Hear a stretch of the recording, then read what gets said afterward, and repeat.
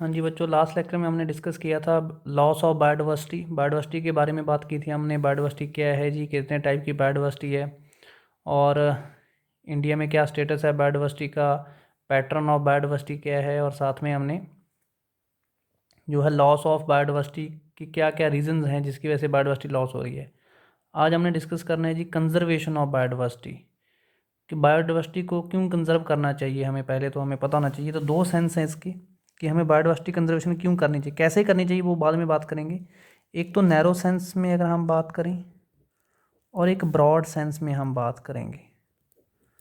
तो दो हमारे पास वजह है बायोडाइवर्सिटी को कंजर्व करने की। अगर मैं ह्यूमन की बात करूं तो नैरो सेंस में तो इसलिए क्योंकि बच्चे जी बायोडाइवर्सिटी है, जितनी भी आपकी सीरियल्स हैं, वीट है, राइस है, मेज है, ये सारी बायोडाइवर्सिटी का पार्ट है।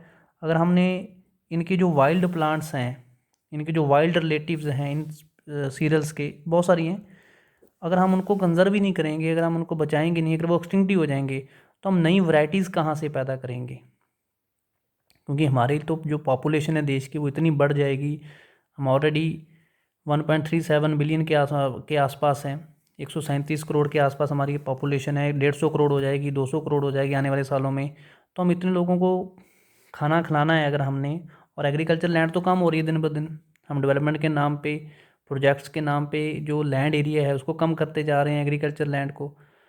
तो आपको नई वैरायटीज़ डेवलप करनी होगी, ऐसी वैरायटी जिनकी यील्ड ज़्यादा हो। और न्यू वैरायटी अगर आपने डेवलप करनी है, अगर आपको न्यू वैरायटी डेवलप करनी है, तो आपको वाइल्ड प्लांट्स चाहिए होंगे, वाइल्ड रिलेटिव्स चाहिए होंगे, wild relatives of cereal crops.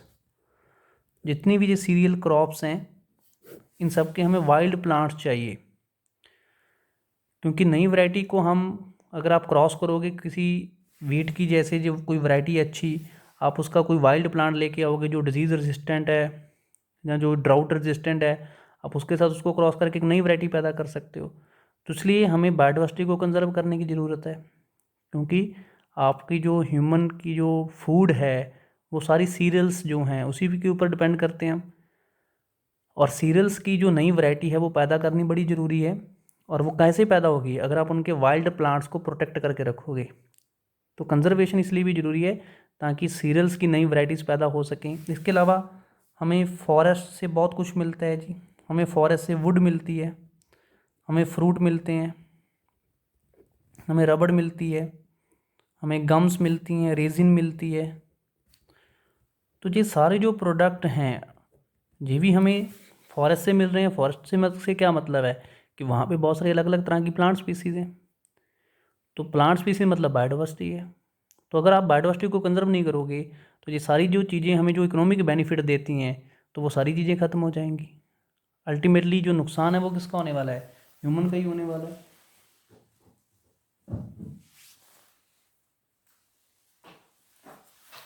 ठीक है जी।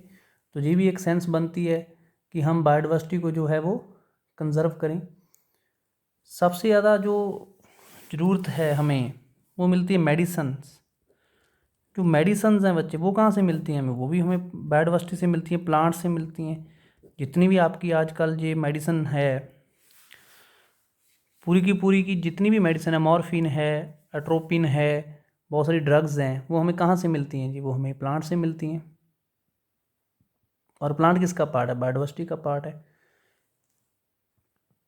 तो मतलब अगर हम देखें नैरो सेंस की मैं बात कर रहा हूँ सिर्फ, जी सिर्फ नैरो सेंस में हमें बायोडाइवर्सिटी को क्यों बचाना चाहिए, क्योंकि हमें वहाँ से फूड मिलने वाला है, हमें वहाँ से फर्नीचर के लिए वुड मिलने वाली है, कंस्ट्रक्शन के लिए वुड मिलने वाली हैं, फ्रूट्स मिलने वाले हैं, रबड़ मिलने वाली है, मेडिसिन्स हमें मिलने वाली हैं बहुत सारी, जो आपको मिलती हैं ट्रीटमेंट करने के लिए। तो वो भी बायोडाइवर्सिटी से मिलती हैं। अगर मैं ब्रॉड सेंस की बात करूं, ब्रॉड सेंस में भी हमें बायोडाइवर्सिटी को कंजर्व करना चाहिए। ब्रॉड सेंस में हमें बायोडाइवर्सिटी को क्यों कंजर्व करना चाहिए, ब्रॉडली यूटिलाइजेशन हमारी जो है क्यों होनी चाहिए, क्योंकि बच्चे पहला, बायोडाइवर्सिटी इकोसिस्टम को स्टेबिलिटी देती है। Biodiversity provide ecosystem stability. अगर आपका इकोसिस्टम स्टेबल है तभी हमारे लिए बेनिफिट है ना। कल को अगर इकोसिस्टम डिस्टेबलाइज हो जाएगा तो पूरा का पूरा जो इकोसिस्टम है वो कोलैप्स कर जाएगा, और इकोसिस्टम का तो हम भी पार्ट हैं। तो अगर लाइफ एग्जिस्ट रहे, आप चाहते हो कि अर्थ के ऊपर जो लाइफ है वो उसी तरह से एग्जिस्ट करती रहे, तो आपको इकोसिस्टम को स्टेबिलिटी प्रोवाइड करनी होगी, और बायोडाइवर्सिटी जो है वो इकोसिस्टम को स्टेबिलिटी प्रोवाइड करती है। दूसरी, बायोडाइवर्सिटी जो है वो प्रोडक्टिविटी के लिए भी रिस्पॉन्सिबल है। जितनी ज़्यादा बायोडाइवर्सिटी होगी उतना ही आपका इकोसिस्टम ज़्यादा प्रोडक्टिव होगा, उतना ही आपके लिए ज़्यादा बेनिफिट होगा। तीसरा, जो अमेज़न फॉरेस्ट है हमारा, वो अकेला ही अगर मैं बात करूं तो हमारी पूरी अर्थ की जो 20% ऑक्सीजन है वो प्रोड्यूस करता है। तो अगर हमने सांस लेनी है, फूड तो बाद की बात है, अगर आपको ज़िंदा रहना है किसी भी ऑर्गेनिज्म में, तो उसके लिए तो ऑक्सीजन बहुत ज़्यादा ज़रूरी है। तो ऑक्सीजन कहाँ से आती है? बायोडाइवर्सिटी से आती है। जितनी ज़्यादा बायोडाइवर्सिटी होगी उतनी ऑक्सीजन जो है प्रोडक्शन है वो मैक्सिमम होगी। चौथा पॉइंट हमारे लिए इसमें क्या है जी? पॉलिनेशन। जितनी ज़्यादा इंसेक्ट की स्पीसीज़ होंगी उतनी ज़्यादा पॉलिनेशन होगी और उतना ही आपके लिए बेनिफिट रहेगा। क्योंकि अगर मैं सिर्फ हनी बी को निकाल दूं तो आप देखो कि पूरी क्रॉप्स ख़त्म हो जाएंगी। साल भर के अंदर, 1-2 साल के अंदर अंदर सारी की सारी क्रॉप्स ख़त्म हो जाएंगी। क्यों? क्योंकि हनी बी जो है वो इकलौती ऐसा सबसे ज़्यादा पॉलिनेशन वही करवाती है। और भी बहुत सारे इंसेक्ट करवाते हैं, लेकिन हनी बी का सबसे ज़्यादा रोल है उसके अंदर। तो पॉलिनेशन के बिना जो है, जो नेचुरल पॉलिनेटर हैं, अगर हम उनको ख़त्म कर देंगे, अगर वो लॉस होते रहेंगे और हम उनकी तरफ ध्यान ही ना दें, हम सोचें कि यार हमें क्या फ़र्क पड़ता है, अगर एक जो है हनी बी ख़त्म हो जाएगी, उसकी एक स्पीसीज़ ख़त्म हो जाएगी, तो हमारे लिए क्या, इतनी लाखों स्पीसीज़ हैं। हम तो बात करते हैं कि हमारे पास 7 to 8 मिलियन स्पीसीज़ हैं। तो 7 to 8 मिलियन स्पीसीज़ में से अगर एक हनी बी ख़त्म हो भी गई तो क्या फ़र्क पड़ता है? फ़र्क पड़ेगा बच्चे, क्योंकि हनी बी जो है वो ज़्यादातर जो क्रॉप्स हैं हमारी, उनकी पॉलिनेशन हनी बी के द्वारा करवाई जाती है।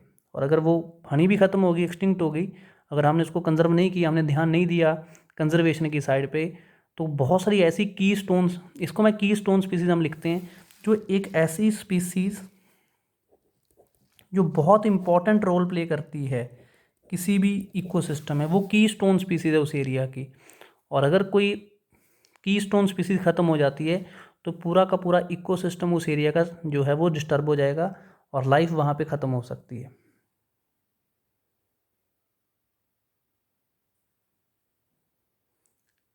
और पांचवा, एथिकली अगर हम देखें तो एथिकली भी बच्चे ये हमारे लिए गलत हो जाएगा, क्योंकि ये प्लैनेट जो है, जो अर्थ प्लैनेट है, वो सिर्फ ह्यूमन का थोड़ी है। ऐसा थोड़ी है कि हम जब दिल चाहें किसी फॉरेस्ट को ख़त्म कर दें जी, जब दिल करता है किसी रिवर को ख़त्म कर दें, हम जो है किसी भी वाटर बॉडी के अंदर जो हैं डैम्स बनाने शुरू कर दें। क्योंकि जो प्लैनेट अर्थ है वो तो जितनी भी स्पीसीज़ हैं उनका इक्वली उनके ऊपर जो है वो शेयर है। ऐसा तो नहीं है कि सिर्फ जो एनिमल्स में भी सिर्फ ह्यूमन ही है जिसने सारी अर्थ के ऊपर कब्जा कर लेना, बॉर्डर बना लेने हैं जब चाहा। तो एथिकली भी अगर हम देखें, ये जो प्लैनेट अर्थ है वो जितना हमारा है उतना ही प्लांट्स का भी है, उतना दूसरे एनिमल्स का भी, उतना माइक्रोब्स का भी है। तो हमें हर एक स्पीसीज़ की जो है वैल्यू करनी होगी, हमें हर एक स्पीसीज़ की तरफ ध्यान देना होगा। सिर्फ इकोनॉमिक पर्पस को छोड़ के हम सिर्फ ये देखते रहते हैं इंसान तो, कि हमें किस चीज़ से ज़्यादा इकोनॉमिक बेनिफिट होगा। तो सिर्फ इकोनॉमिक बेनिफिट की तरफ नहीं रहना चाहिए, हमें एथिकली भी जो है बायोडाइवर्सिटी को कंजर्व करने के लिए एफर्ट्स जो हैं वो लगाने चाहिए। तो ये था कि हमें बायोडाइवर्सिटी क्यों कंजर्व करनी चाहिए, what is need to conserve biodiversity. तो दो ज़रूरतें हैं हमारी। अगर मैं नैरो सेंस में बात करूं तो हमें फूड जहाँ से मिलता है, हमें वुड जहाँ से मिलती है, हमें मेडिसिन जहाँ से मिलती हैं। और अगर मैं ब्रॉड सेंस की बात करूं, अगर मैं अपना व्यू को थोड़ा ब्रॉड कर लूं, तो हमारा इकोसिस्टम बायोडाइवर्सिटी की वजह से स्टेबल रहता है। हमारे इकोसिस्टम की प्रोडक्टिविटी बायोडाइवर्सिटी के ऊपर डिपेंड करती है। हमारे अर्थ के अंदर जो ऑक्सीजन है वो बायोडाइवर्सिटी की वजह से पैदा होती है। हमारी जो पॉलिनेशन है वो बायोडाइवर्सिटी, यानी कि इंसेक्ट करते हैं, insect are part of biodiversity. Earth के ऊपर जितनी भी लाइफ है वो सब क्या है, बायोडाइवर्सिटी है। और एथिकली भी अगर हम बात करें तो एथिकली भी जी हमारे लिए गलत होगा अगर हम सिर्फ अपने फ़ायदे के लिए सोचते रहें और जो बाकी स्पीसीज़ हैं उनको अगर हम इग्नोर करना शुरू कर दें तो एथिकली भी ठीक नहीं होगी बात।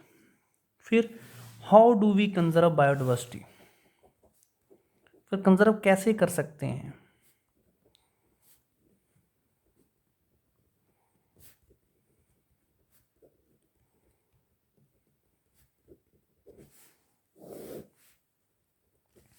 How do we conserve biodiversity. हाँ जी, बायोडाइवर्सिटी को कंजर्व करने के बच्चे दो तरीके हैं। पहला है हमारे पास इन सीटू कंजर्वेशन,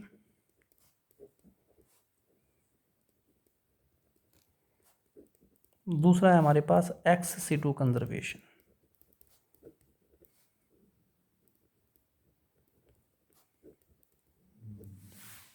तो जी बड़ी इंपॉर्टेंट दोनों टॉपिक हैं, in situ conservation and ex situ conservation. In situ conservation में क्या होता है जी, हम किसी भी स्पीसीज़ को, अगर आपको लगता है कि ये स्पीसीज़ खतरे में है, तो हम उसको कंजर्व करने की स्ट्रेटजी बनाएंगे, उसको कंजर्व करने के लिए एफर्ट्स लगाएंगे।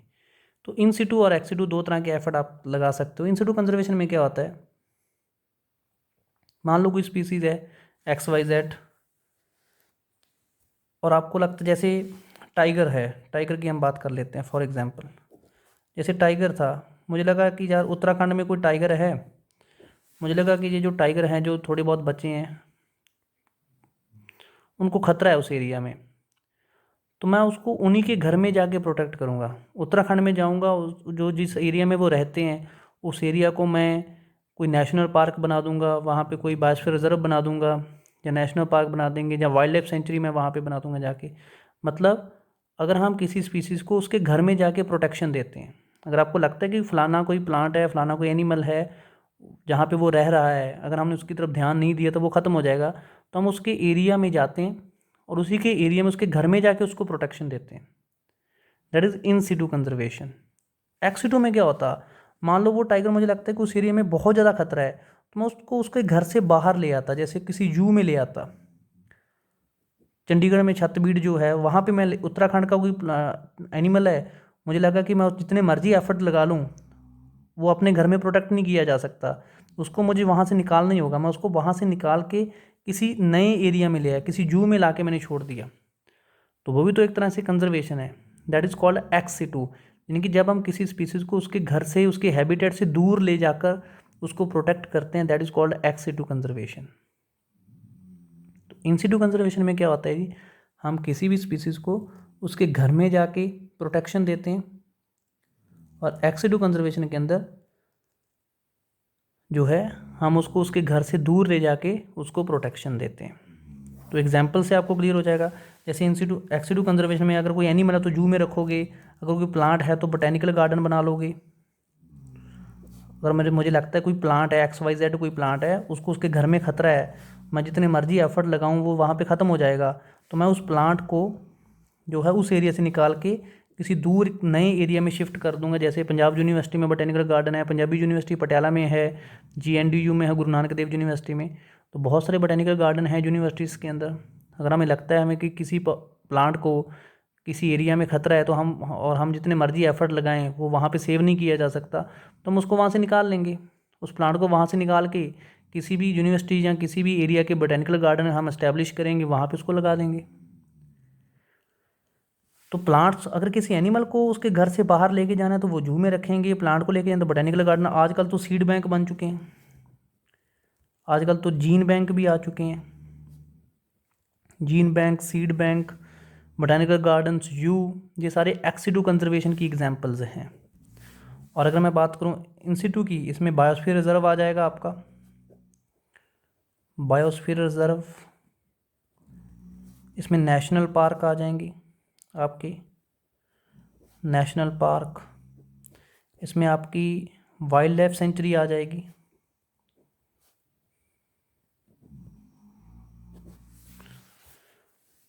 तो ये तीन इंपॉर्टेंट टॉपिक इसमें हम डिस्कस करेंगे। इन सीटू कंजर्वेशन की स्ट्रेटजीज के अंदर की what is biosphere reserve, what is national park. पहला नेशनल पार्क ये आपके लिए ही बेसिकली है, आप खुद ही ढूंढोगे कि हमारे देश में अभी तक कितने नेशनल पार्क हैं टोटल, पहला नेशनल पार्क कौन सा था, सबसे बड़ा कौन सा है, सेम कितने वाइल्ड लाइफ सेंचुरी हैं हमारे देश में, और कितने बायोस्फीयर रिजर्व हैं।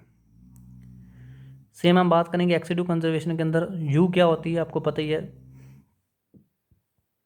आपने विजिट किया होगा किसी नियर बाय जू के अंदर, तो वहाँ पे एनिमल्स को रखा जाता है, हालांकि वो कैप्टिविटी में रखा जाता है। कुछ लोग बोलते हैं कि वो एथिकली गलत है, आप किसी एनिमल को ऐसे पकड़ के नहीं रख सकते।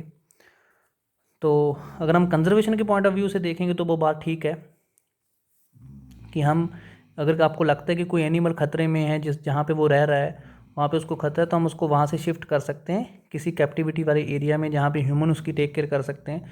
तो जूस हैं, बोटेनिकल गार्डन्स हैं, सीड बैंक हैं, जीन बैंक हैं, ये एक्स सिटू कंजर्वेशन के पार्ट हैं। और इन सिटू कंजर्वेशन में biosphere reserve, national park and wild life sanctuary हैं। तो एक एक करके हम इसको डिस्कस करते हैं जी। तो स्टार्ट करते हैं पहले इन सिटू कंजर्वेशन में बायोस्फीयर रिजर्व क्या होते हैं और हमारे देश में टोटल कितने बायोस्फीयर रिजर्व हैं। हाँ जी, तो हमने डिस्कस करना है बच्चे इन सिटू कंजर्वेशन, लेकिन कंजर्वेशन से पहले हम थोड़ी सी बात कर लेते हैं हॉट स्पॉट के बारे में। हालांकि पिछले लेक्चर में मैंने आपको थोड़ा सा बताया था इसके बारे में। हॉट स्पॉट क्या होता है? हॉट स्पॉट बच्चे वो एरिया होता है किसी भी नेशन का जिसमें सबसे ज़्यादा एंडेमिक स्पीसीज़ होती हैं और जो खतरे में होती हैं। आपको लगता है कि जैसे इंडिया में कोई एरिया है जिसमें बहुत सारी एंडेमिक स्पीसीज़ हैं। एक तो पहला हाई एंडेमिज्म होना चाहिए। किसी भी एरिया को हॉटस्पॉट हम तभी ऐलान करते हैं जब उसमें एंडेमिज्म बहुत ज़्यादा। एंडेमिज्म क्या होता है? कोई ऐसी स्पीसीज़ जो सिर्फ उसी एरिया में मिलती हैं और कहीं नहीं मिलने वाली। जैसे वेस्टर्न घाट है, वहाँ पे जो प्लांट्स पाए जाएंगे वो आपको पंजाब में या किसी हरियाणा में, राजस्थान में कहीं नहीं मिलने वाले। इवन कि हिमालय के ही अगर आप ईस्टर्न हिमालय में, जो वहाँ भी नहीं मिलने वाले। तो मतलब कुछ ऐसी स्पीसीज़ हैं जो सिर्फ एक पर्टिकुलर एरिया में ही पाई जाती हैं। तो हाई एंडेमिज्म होना चाहिए and high degree of threat होना चाहिए। और आपको अगर कोई ऐसा एरिया है आपकी नज़र में जहाँ पे आपको लगता है कि वहाँ पे ज़्यादातर स्पीसीज़ खतरे में हैं, अगर आपने उनकी तरफ ध्यान नहीं दिया तो वो ख़त्म हो जाएंगी आने वाले फ्यूचर के अंदर, और ज़्यादातर वहाँ पे जो स्पीसीज़ हैं वो एंडेमिक हैं सारी की सारी, तभी हम उस एरिया को हॉटस्पॉट ऐलान करते हैं। तो पूरे वर्ल्ड में अगर हम बात करें, पहले तो 25 हॉटस्पॉट थे, उसके बाद 9 उसमें और ऐड हो गई, तो अप्रॉक्सीमेटली 34 हॉटस्पॉट जो हैं अभी पूरे वर्ल्ड के अंदर आपको देखने को मिलेंगे। यानी कि 34 एरियाज़ तो ऐसे हैं जिनको इमीडिएट कंजर्वेशन की ज़रूरत है। और उसमें से भी 2 जो वेस्टर्न घाट और श्रीलंका वाला है,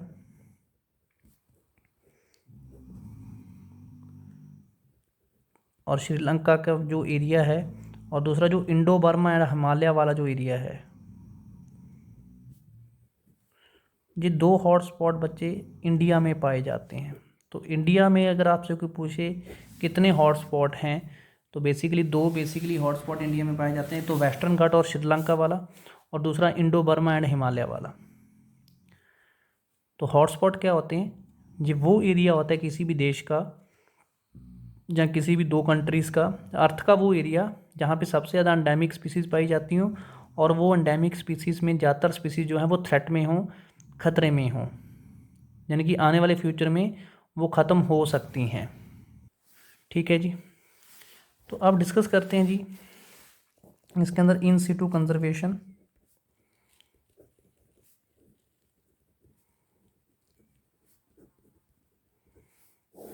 इन सिटू कंजर्वेशन क्या होती है?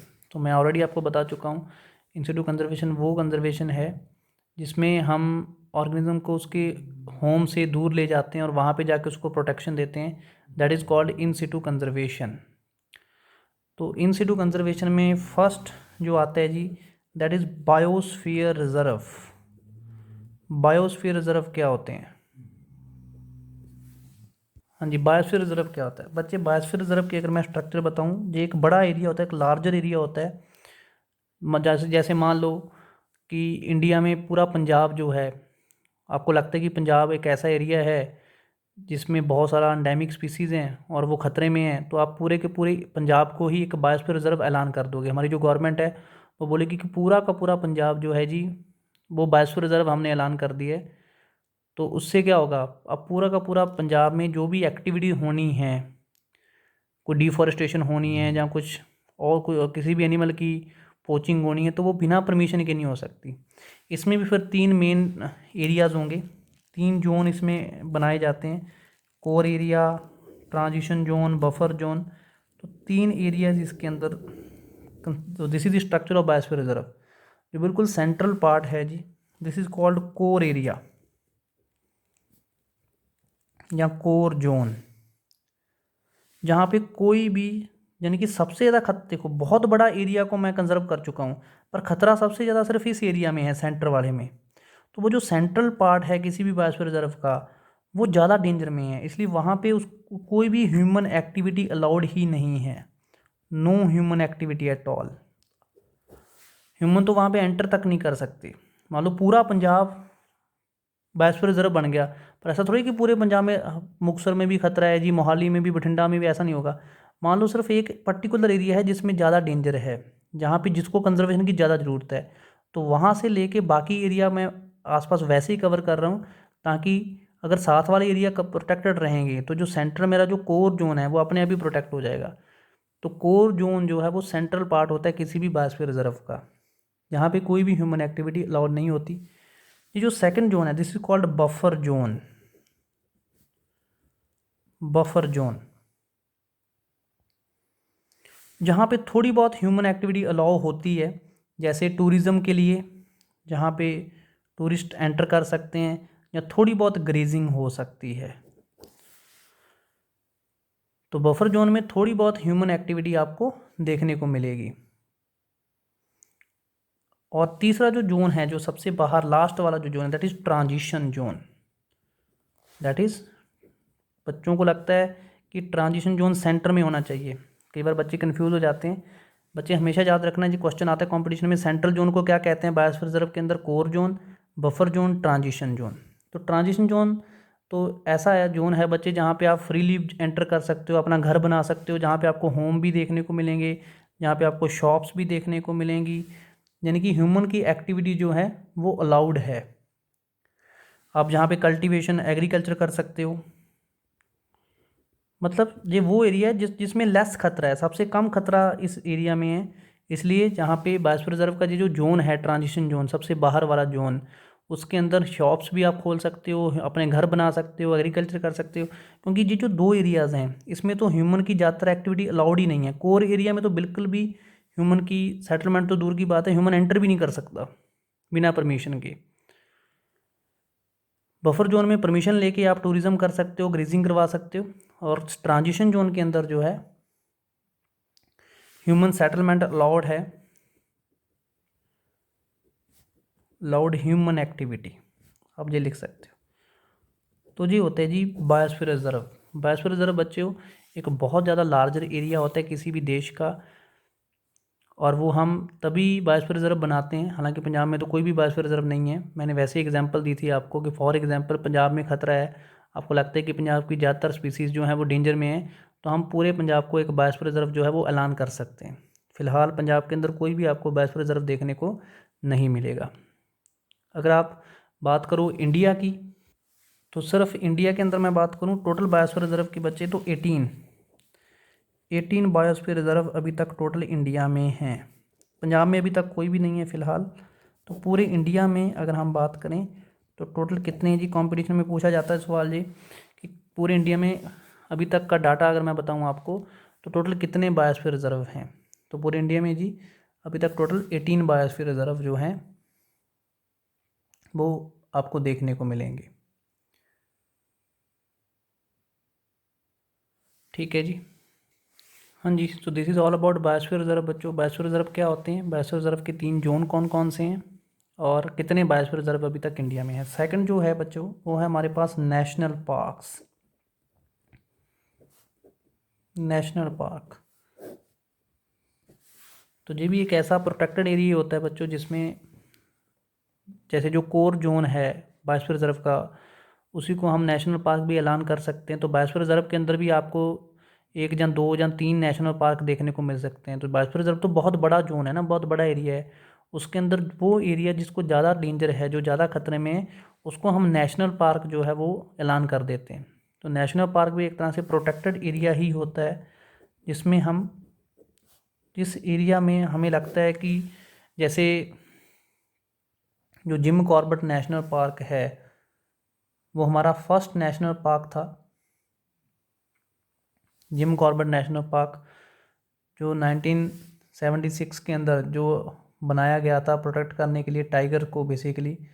तो जो जिम कॉर्बेट नेशनल पार्क है, जिसको पहले हेले नेशनल पार्क बोलते थे, 1936 में ये पहले इस्टेब्लिश हुआ था। बाद में 1976 में इसको टाइगर कंजर्व करने के लिए इसको जो मेन प्रोजेक्ट चलाया गया।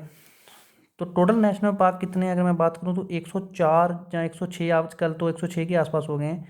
104 अगर हम बात करें पुराने डाटे के अकॉर्डिंग तो 104 नेशनल पार्क अभी तक इंडिया में आपको देखने को मिल सकते हैं, जो कि अप्रॉक्सीमेटली 1.33% एरिया कवर करते हैं इंडिया का। तो पूरी इंडिया का जितना भी ज्योग्राफिकल एरिया है उसमें से अप्रॉक्सीमेटली 1.5% एरिया नेशनल पार्क के अंडर आता है जी। और क्वेश्चन आता है फर्स्ट नेशनल पार्क के ऊपर। फर्स्ट नेशनल पार्क कौन सा था इंडिया में?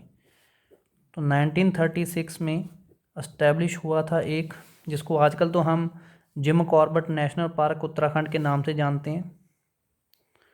जिम कॉर्बेट नेशनल पार्क, आजकल हम इसको जिम कॉर्बेट नेशनल पार्क के नाम से जानते हैं, पर पहले इसको हेले नेशनल पार्क के नाम से जाना जाता था। ये इम्पोर्टेंट क्वेश्चन है जो आपको याद रखना है। होता क्या है नेशनल पार्क? प्रोटेक्टेड एरिया होता है जिसमें प्लांट्स को, एनिमल्स को कंजर्व किया जाता है, प्रोटेक्ट किया जाता है, क्योंकि ये भी एक ऐसा ही एरिया है बायोस्फीयर रिजर्व की तरह जिसमें ह्यूमन एक्टिविटी अलाउड नहीं है। ह्यूमन की जो एंट्री है वो बिना परमिशन के नहीं हो सकती। तो इसलिए अपनी ऑब्वियस ही बात है, अगर ह्यूमन की एंट्री बंद हो गई, बिना परमिशन के कोई जा ही नहीं सकता, तो सबसे ज़्यादा खतरा बायोडाइवर्सिटी को किससे है? ह्यूमन से तो सबसे ज़्यादा खतरा है। अगर हम डेवलपमेंट करते रहते हैं, डिफॉरेस्टेशन करते रहते हैं, तो अगर ह्यूमन की एक्टिविटी हम किसी एरिया में बैन कर दें तो वहाँ की जो लाइफ है, वहाँ पे जो डाइवर्सिटी है वो अपने आप ही वहाँ पे कंजर्व हो जाएगी, प्रोटेक्ट हो जाएगी। तो इसी सोच के अकॉर्डिंग हमने पूरे देश भर के अंदर 104-5 के आसपास नेशनल पार्क जो हैं वो डेवलप कर लिए हैं। कुछ ऐसे एरियाज़ हमने बना लिए हैं जहाँ पे ह्यूमन की एक्टिविटी जो है वो वहाँ पे बिल्कुल एक तरीके से बंद कर दी गई है।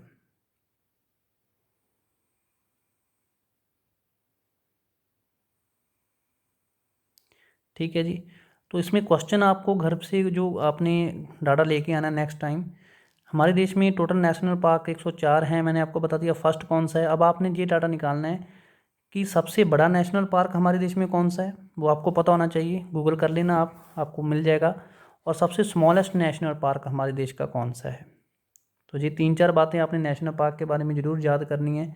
या कोई ऐसा नेशनल पार्क जो आपको लगता है इंपॉर्टेंट है, अगर आपको कुछ मिलता है तो वो ज़रूर नोट कर लेना, क्योंकि कंपटीशन में इसके ऊपर इसी तरह के क्वेश्चन आते हैं कि फर्स्ट नेशनल पार्क कौन सा था जी, कौन सी ईयर में एस्टेब्लिश हुआ था वो, टोटल कितने नेशनल पार्क हैं इंडिया के अंदर, सबसे बड़ा नेशनल पार्क कौन सा है, सबसे स्मॉलेस्ट नेशनल पार्क कौन सा है। ठीक है जी। जो तीसरी हमारी इंसिडू कंजर्वेशन के अंदर जो तीसरा एरिया आता है जी, वो आती है बच्चों वाइल्ड लाइफ सेंचुरीज़। जो तीसरा एरिया हमारे पास है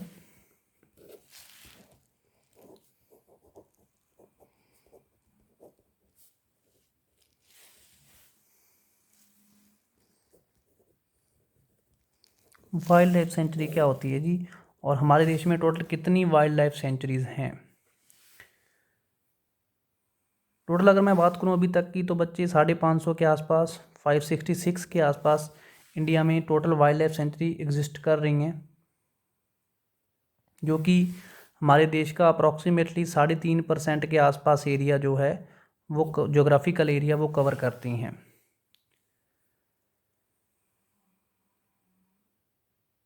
ठीक है जी। तो वाइल्ड लाइफ सेंचुरी बेसिकली बनाई गई थी एनिमल प्रोटेक्शन के लिए, एनिमल्स की कंजर्वेशन के लिए। तो एनिमल को कंजर्व करने के लिए, क्योंकि प्लांट्स को अगर पूरी बायोडाइवर्सिटी को कंजर्व करना तो नेशनल पार्क हमारे पास अवेलेबल थे ऑलरेडी। अगर आपने सिर्फ एनिमल की लाइफ के ऊपर ज़्यादा फोकस करना है, और हमने फिर क्या किया जी, नेशनल पार्क के अलावा हमने एनिमल्स के ऊपर फोकस करने के लिए हमने वाइल्ड लाइफ सेंचुरीज जो हैं वो डेवलप की।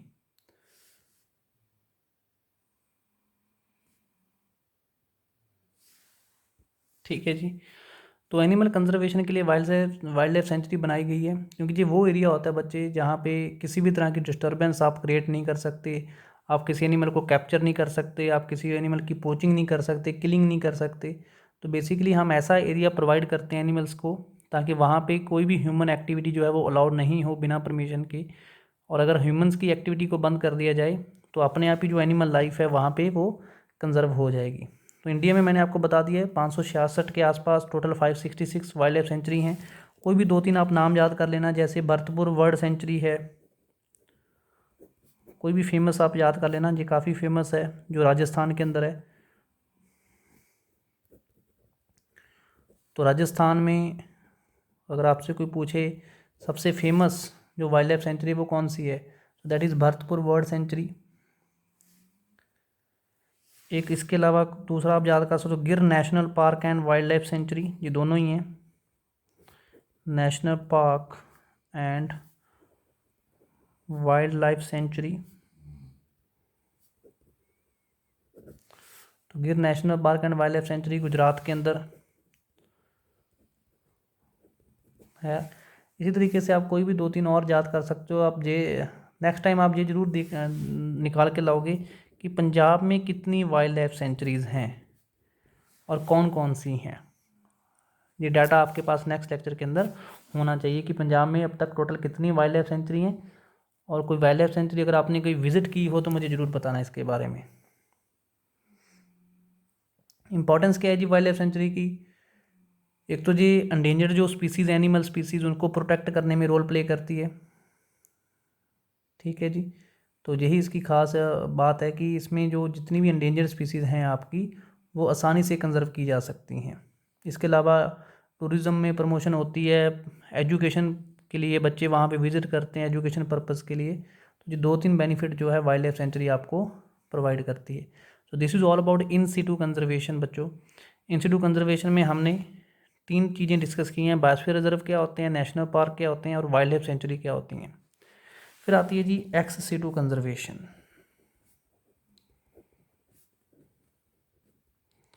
अगर आपको लगता है कि कोई भी एनिमल, कोई भी प्लांट, कोई भी स्पीसीज़ अपने हैबिटेट के अंदर सेफ़ नहीं है, तो आप उसको वहाँ से उठा के किसी नई एरिया में शिफ्ट कर देते हो। दैट इज़ कॉल्ड, यानी कि अपने घर से दूर ले जाते हो आप उसको और वहाँ पे जाके उसको कंजर्व करते हो। जैसे इसमें फर्स्ट हम डिस्कस करेंगे बोटेनिकल गार्डन्स।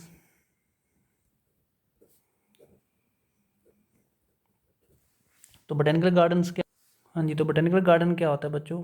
तो जी हमने पहले ही बात की है, एक ऐसा एरिया जिसमें हम प्लांट्स को प्लेस कर देते हैं, लगा देते हैं। नाम ही पता चलता है हमें। हमारे पास पंजाब PU के अंदर, चंडीगढ़ के अंदर भी एक बोटेनिकल गार्डन है, हमारे पास पंजाबी यूनिवर्सिटी पटियाला में भी बोटेनिकल गार्डन है, हमारे पास GNDU अमृतसर के अंदर भी बोटेनिकल गार्डन है। तो बेसिकली ये तो हज़ारों लाखों आपको मिल जाएंगे हर एक देश के अंदर, क्योंकि काफ़ी सारे ऐसे एरियाज़ हैं इंस्टीट्यूट्स के अंदर, एजुकेशनल इंस्टीट्यूट के अंदर, जहाँ पे हम किसी भी प्लांट को बाहर से लेके आते हैं और वहाँ पे प्लेस कर देते हैं। तो बेसिकली हम उन प्लांट्स को लाने की ट्राई करते हैं जो प्लांट खतरे में हैं, जो डेंजर में हैं, जिनका हैबिटेट ख़त्म हो चुका है। अगर हम उनको वहीं छोड़ के आ गए तो वो वैसे भी वहाँ पे ख़त्म हो जाएंगे। लेकिन इसकी एक लिमिटेशन है, क्योंकि कोई हिमाचल का प्लांट है, वो वहाँ के एनवायरनमेंट में उसके वो अडेप्ट हुआ है। आप अचानक से उसको उठा के इंडिया में सॉरी पंजाब में ले आओगे, मान लो पंजाब यूनिवर्सिटी के बोटेनिकल गार्डन में ले आओगे, जब पंजाबी यूनिवर्सिटी पटियाला में ले आओगे, तो उसके जो सर्वाइवल चांसेस हैं बहुत कम होते हैं। तो आपको बहुत सारे एफर्ट्स लगाने पड़ते हैं, ध्यान देना पड़ता है, क्योंकि ऐसा नहीं कि हर एक प्लांट ही स्पीसीज़, कोई राजस्थान का प्लांट है आप उसको इंडिया में पंजाब में लेके लगा के ला दोगे तो वो जो अडेप्टेशन है उसकी उस एरिया में वो उसको सूट नहीं करेगा, वो एक्लिमेटाइज नहीं हो पाएगा प्रॉपरली। तो हालांकि इसमें लिमिटेशन ज़रूर है, पर हम अपना हर एक पॉसिबल एफर्ट ज़रूर ट्राई करते हैं ताकि हम उन प्लांट्स को जो है वो प्रोटेक्ट कर सकें। सेम केस है जी सेकंड जू भी है हमारे पास। तो अगर आपको लगता है कोई एनिमल ख़तरे में है तो आप उसको जू में ले आते हो, वहाँ पे उसकी देखभाल करते हो। लेकिन इसके भी कुछ बेनिफिट्स हैं, कुछ नुकसान हैं। ठीक है, वो एनिमल प्रोटेक्ट तो हो जाएगा, वहाँ पे बच तो जाएगा, पर आप उसको हमेशा के लिए कैप्टिविटी में रखोगे, एक तरीके से वो जेल हो गई उसके लिए, एनिमल के लिए। तो कहीं वो नेचर में फ्रीली मूव कर रहा था, फ्रीली फिर रहा था वो उस पर्टिकुलर एरिया में, आपने उसको वहाँ से उठाया और आपने कैप्टिविटी में रख लिया, उसको पिंजरे के अंदर कैद कर दिया। तो जू जो है इसमें भी वो आके सेफ़ तो हो जाएगा, बच तो जाएगा, पर वो हमेशा के लिए एक तरीके से उसके लिए वो जेल हो जाएगी। तो एक्सिडू कंजर्वेशन में थोड़ा सा नुकसान हमें रहता है। एक तो प्रॉपर, कहीं तो हम आपको आपके घर में जाके प्रोटेक्ट कर रहे हैं, कहीं हमने आपको आपके घर से निकाल के दूर ले गए हैं और वहाँ पे प्रोटेक्ट कर रहे हैं। तो उतना बेटर ना तो आप सर्वाइव कर पाओगे उस नए एरिया में जाके अडेप्ट कर पाओगे, और एक ऊपर से खर्चा भी इसमें ज़्यादा हो जाता है। आपने बोटेनिकल गार्डन एस्टेब्लिश करने हैं, जू बनानी है, तो उसमें आपकी लेबर भी ज़्यादा लगेगी, इसमें पैसा भी ज़्यादा जो है वो खर्च होगा। इसके अलावा हमारे पास सीड बैंक आ चुके हैं आजकल। तो हमें लगता है कि कोई प्लांट खतरे में है जी, वो एक्सटिंक्ट हो जाएगा आने वाले फ्यूचर में, तो हम उसके सीड इकट्ठे करते हैं। आजकल तो उनको स्टोर करने शुरू हो चुके हैं। इवन कि डीएनए, हम जीन बैंक हमने बना लिए हैं। हम पूरा प्लांट का डीएनए ही सेव कर लेते हैं, डीएनए निकालते हैं, उसका एक्सट्रैक्ट करते हैं, उसको सेव कर लेते हैं, ताकि कल को अगर वो प्लांट ख़त्म भी हो जाए, कम से कम हमारे पास उसके जो इंपॉर्टेंट जीन्स हैं वो तो बच जाएँ, वो तो हमें रहें। कल को हमने कोई नई वैरायटी पैदा करनी है तो उसके लिए हमारे पास उसके जो जीन हैं, जो उसका जो डीएनए वो अवेलेबल रहना चाहिए। इसके अलावा हमारे पास आजकल एक क्रायो प्रिजर्वेशन जो बड़ा इम्पोर्टेंट डेफिनेशन है। What is cryo preservation? आपने टिश्यू कल्चर पढ़ा होगा बच्चे। टिश्यू कल्चर में हम क्या करते हैं जी, कोई भी प्लांट का पार्ट है जिसको आप एक्स प्लांट कहते हो, उस एक्स प्लांट को कल्चर मीडियम में ग्रो करते हैं, एंड अल्टीमेटली कल्चर मीडियम में जब हम एक्स प्लांट को सेप्टिक कंडीशन के अंदर रखते हैं तो अल्टीमेटली वहाँ से कैलस डेवलप होता है, ग्रुप ऑफ अनडिफरेंशिएटेड सेल्स। तो वो जो कैलस है, उस प्लांट का वो जो कैलस है, जब चाहे हम उस कैलस से नया न्यू प्लांट पैदा कर सकते हैं। लेकिन अगर आप चाहते हो कि आप उस प्लांट को कंजर्व करना चाहते हो लंबे टाइम तक, 100 साल के लिए, या लंबा टाइम उसको रखना चाहते हो, तो हम उस कैलस को स्टोर कर लेते हैं जी लिक्विड नाइट्रोजन में। तो लिक्विड नाइट्रोजन का जिसका टेम्परेचर होता है -196 डिग्री सेल्सियस, तो इतने लो टेम्परेचर पे हम उस कैलस को जो है काफ़ी लंबा टाइम तक स्टोर करके रख सकते हैं। That is called cryo preservation. यानी कि बहुत ज़्यादा लो टेम्परेचर के अंदर हम किसी सीड को भी रख लेते हैं, आजकल कैलस को भी रख सकते हो आप, तो that is called cryo preservation. ये सबसे बेस्ट मेथड है। हम टेस्ट ट्यूब के अंदर कैलस को जो है वो लिक्विड नाइट्रोजन के अंदर आसानी से कंजर्व कर सकते हैं। जब दिल करेगा हमारा 20 साल बाद, 25 साल बाद, हम उस टेस्ट ट्यूब से वो लिक्विड नाइट्रोजन से थ्रू द प्रोसेस ऑफ थॉइंग, एक प्रोसेस होता है थॉइंग, तो थॉइंग प्रोसेस के थ्रू हम उसको वापस लिक्विड नाइट्रोजन से कैलस को जब चाहे हम न्यू प्लांट में दोबारा से कन्वर्ट कर सकते हैं। तो ये है जी एक्स सीडू कंजर्वेशन। एक्स सीडू कंजर्वेशन में हमारे पास बोटेनिकल गार्डन्स आ जाते हैं, हमारे पास जूस आ जाती हैं, सीड बैंक आ जाते हैं, जीन बैंक आ जाते हैं। सबसे फेमस जो आजकल चल रहा है, सबसे इम्पोर्टेंट, वो है जी क्रायो प्रिजर्वेशन। तो क्रायो प्रिजर्वेशन क्या होती है उसके बारे में हमने आज डिस्कस किया। तो इस चैप्टर का बस एक आधा टॉपिक बच्चे रहता है पीछे, तो नेक्स्ट लेक्चर में जो चैप्टर है आपका बायोडाइवर्सिटी वो ओवर हो जाएगा। तो कोई भी आपके डाउट्स हैं, कोई भी क्वेश्चंस हैं, तो आप मुझे प्लीज़ व्हाट्सएप पे शेयर कर सकते हो। मैं उसका जब भी मैं फ्री टाइम होगा उसका आपको रिप्लाई ज़रूर करूँगा। तो मिलते हैं फिर नेक्स्ट लेक्चर में। इस चैप्टर के जो बाकी पेंडिंग टॉपिक हैं उसके बारे में डिस्कस करेंगे।